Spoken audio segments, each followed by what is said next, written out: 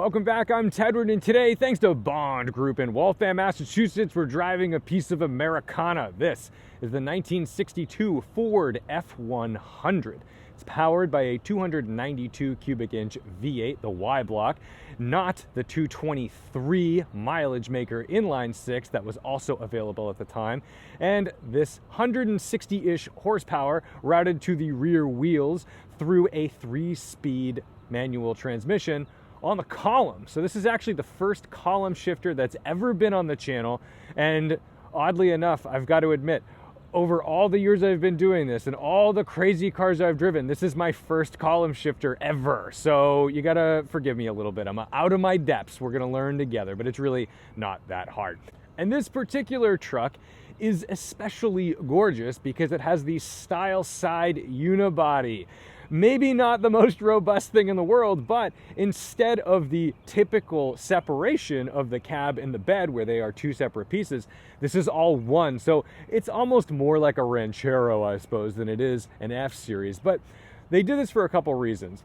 Mostly for cost cutting, because if you make this an all one piece, you have less tooling. You don't have to stamp all the other things, but you can also paint this in one shot. So you're not painting the bed over here and the cab over here and mating them later. You're actually just doing it in one shot. So from a financial perspective, this benefited Ford. But if you're an owner who's hauling a lot of stuff or towing stuff or actually using this truck as a truck, this is the weaker version of the vehicle, just because now there's no flex, and if you do flex it, well, you break it. So I haven't seen very many of these. This is pretty cool. Style-wise, this is just gorgeous. I love the sweeping designs. I love all the curves. It's really fun, but it's also pretty low. I mean, this really is not some big jacked up truck. This is a cool cruiser. You can easily jump in. I love how even the doors kind of sweep back a bit, and inside you've got a nice, comfy, cozy bench, presumably replaced. This is really nice.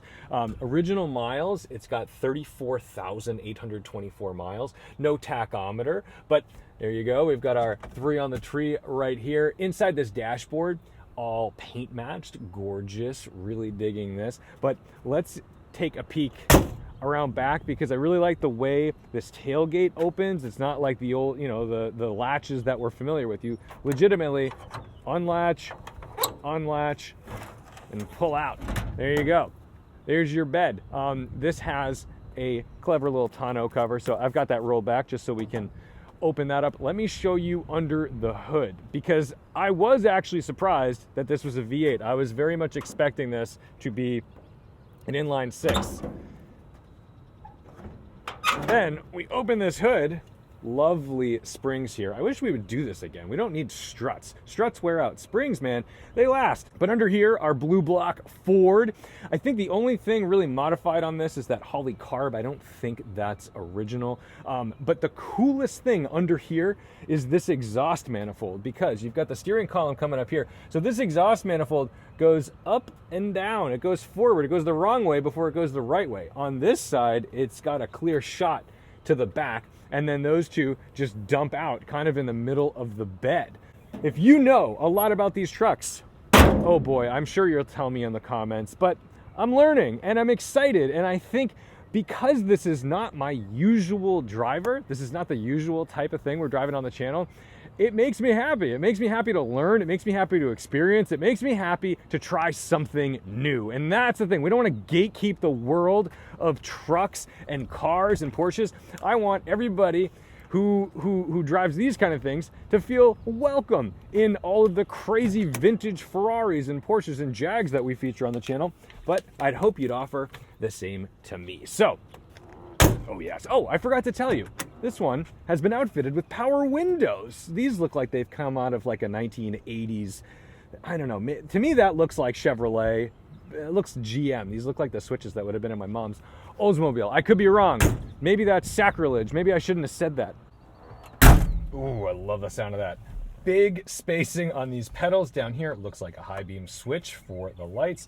Parking brake. We've got this great little key. Look at these little Ford keys. That's cool. Even says Ford right there.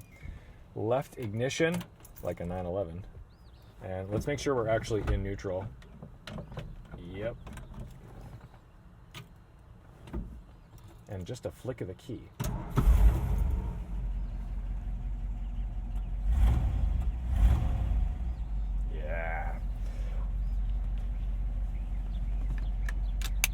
The directionals down here are just strapped to this column, and it is quite the apparatus. I dig that. I think this is supposed to be the horn, or maybe was. I don't know. And then 3 on the tree, baby. Okay, so to shift the column shifter, you pull toward you and up for reverse, toward you and down for first, and then up and away for second, and away and down for third. It's just like an H pattern, but like this. So very simple, easy. The only thing is that this does not have synchros as far as I know. So we just gotta be a little cautious getting it into first. So go into third first, and then slips right in. Ooh, and the brake works. Yes, almost forgot.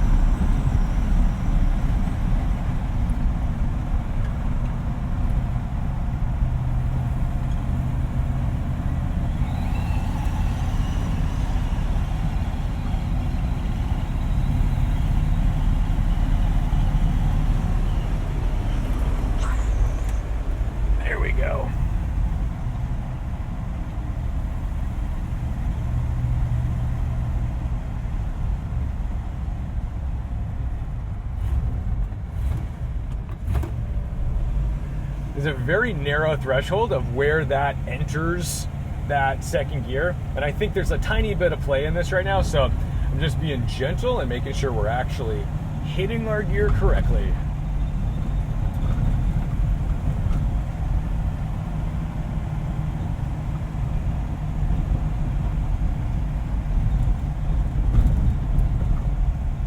This V8 actually has a ton of torque, and you kind of could just lug it in third, but we're slowing down, so we'll keep the revs up a little bit. These little guys.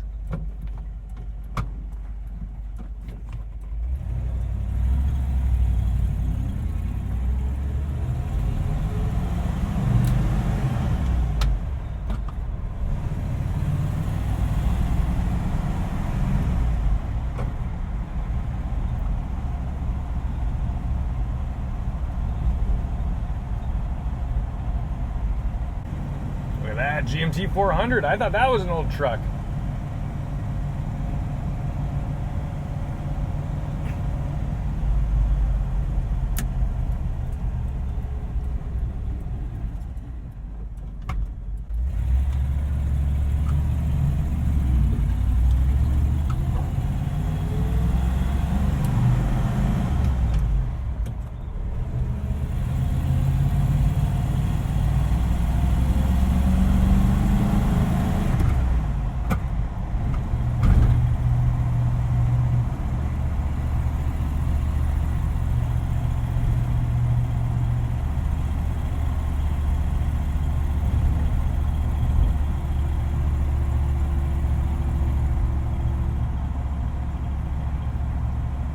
This thing makes a ton of torque down low. It's very impressive.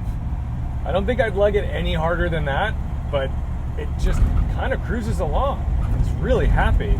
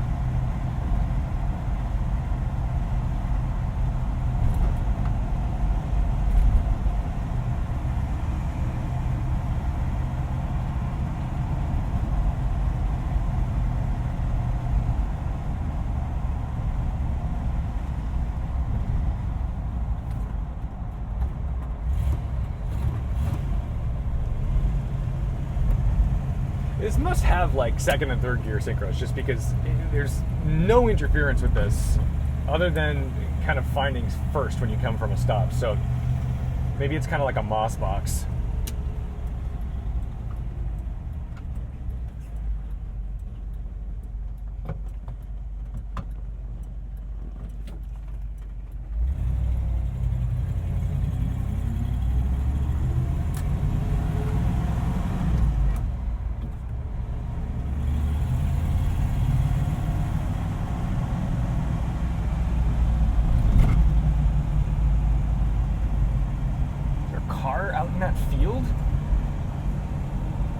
Does not seem like a place for a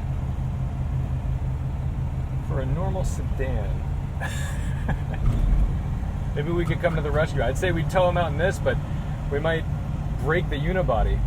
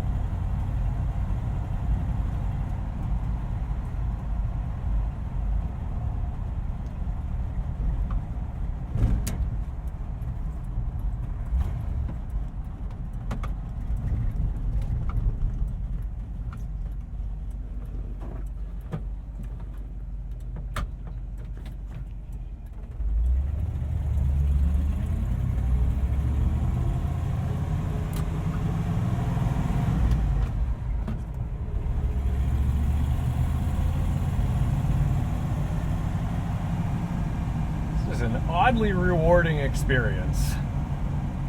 I don't know that I want to take this on some like long highway cruise, but I am genuinely entertained and enjoying myself driving this around town.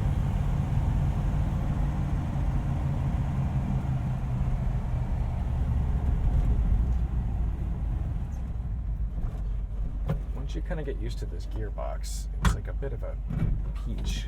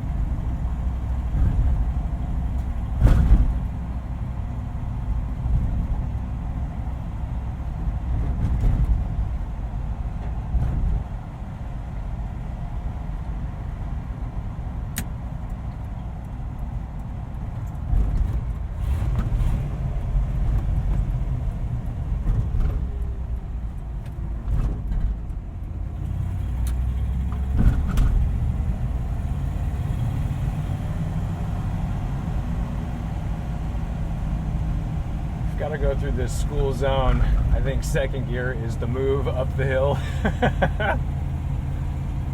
The steering, man, good bit of play, but like there's tension in it. It's not totally loose. But I mean, this does nothing right there.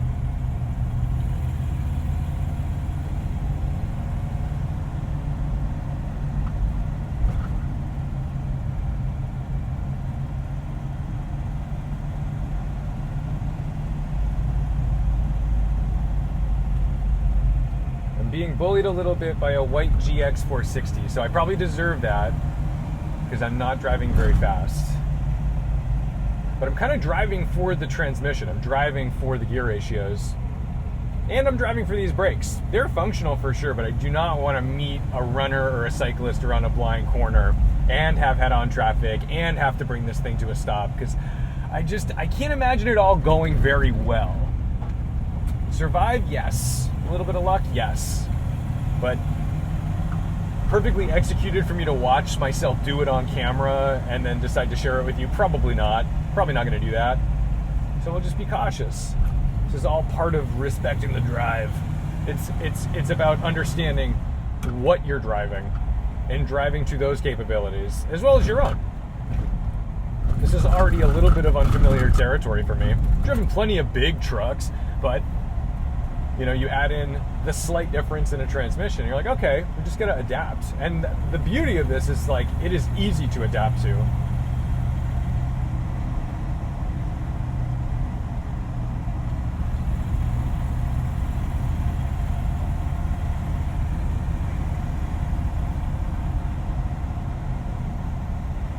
Something tells me the speedometer's a little optimistic. Don't think we're going that fast.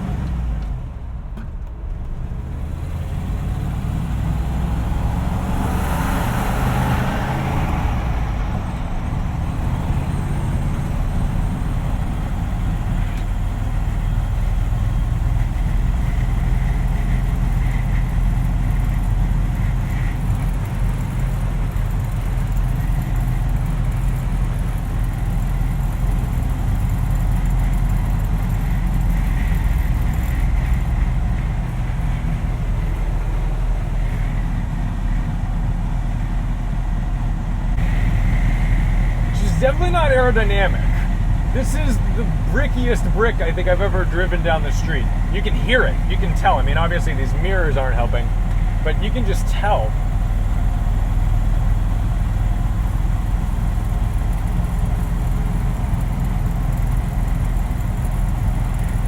And this is a pretty smooth piece of pavement, so everything gets translated through this cabin.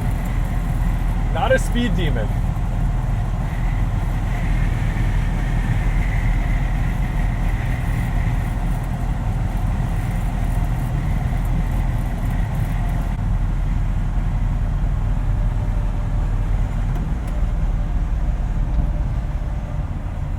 This is not the vehicle you want to pull that move in front of.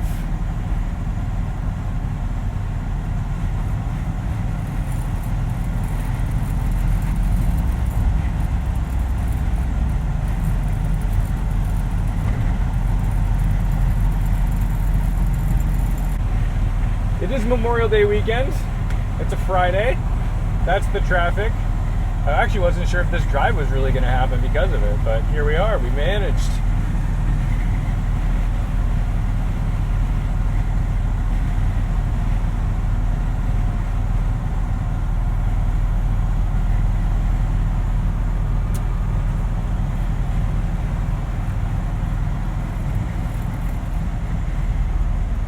You know, if you go back in this time period, you would have Corvettes with like 2-speed power glides, and you'd have a gear to get you out of the hole and a gear to cruise. So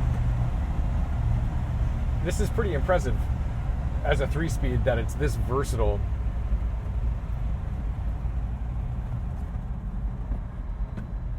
Let's take our time here. Good.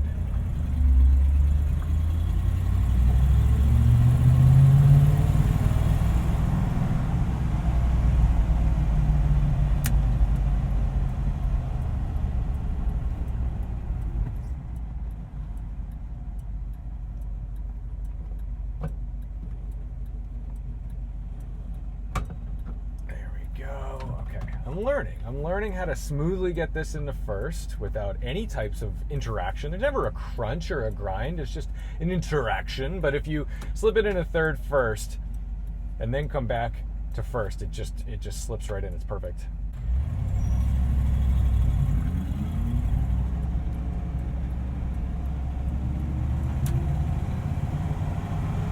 Had a little memory card failure, so I had to pull over. But don't you love it when your brand new, newfangled electronic equipment is the stuff that fails, but not the trusty, tried and true truck from 1962. That's what I like about stuff like this.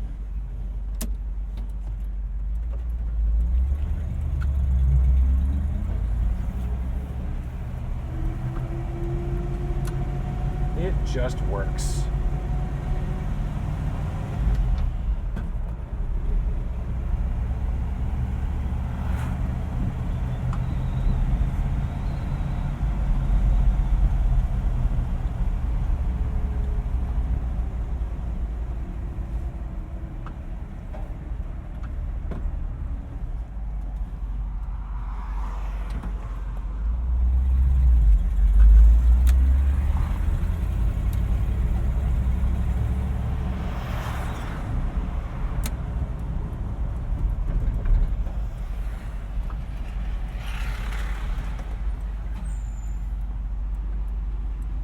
So, is this my favorite? I don't know. I'm having a good time. I really enjoy this. I think these are probably incredible values. I bet you can get like really well restored ones, and similar to this, where this is like a nice example of a truck. I bet you get these for pretty low money. And if you're looking for kind of a buzz around or something that you're just going to put light stuff in the bed and not actually like really haul things with it, this is going to just be a treat, and it brings a smile to everybody's face. From a safety perspective, this one's been upgraded or outfitted with some what seem to be more modern seatbelts, if there were ever seatbelts in this to begin with. I don't know if that was the case. The column probably at least not facing my heart, so nice to see that maybe aimed toward my skull if we get in a terrible accident. But you just take it easy in these things, and I do enjoy a car that encourages that. I'm not in a huge rush, as you can see.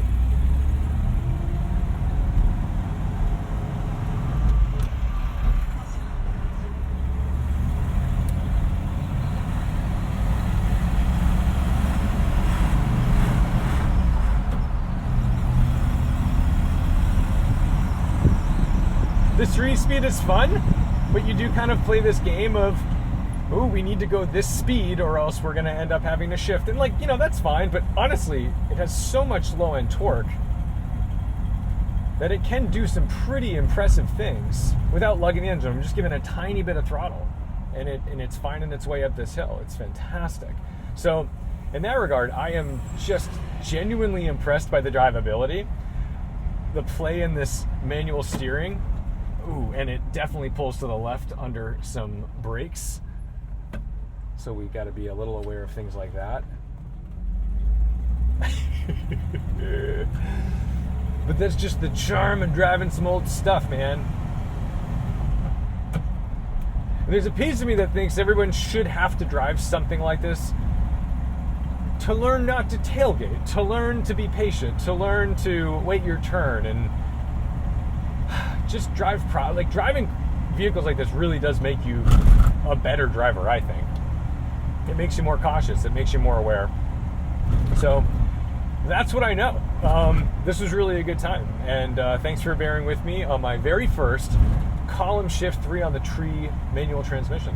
This is a fun thing to explore and play with, and this is a great truck to do it on. So thank you guys so much for watching, liking, commenting, and subscribing. Don't forget to respect the drive, and I'll see you in the next one.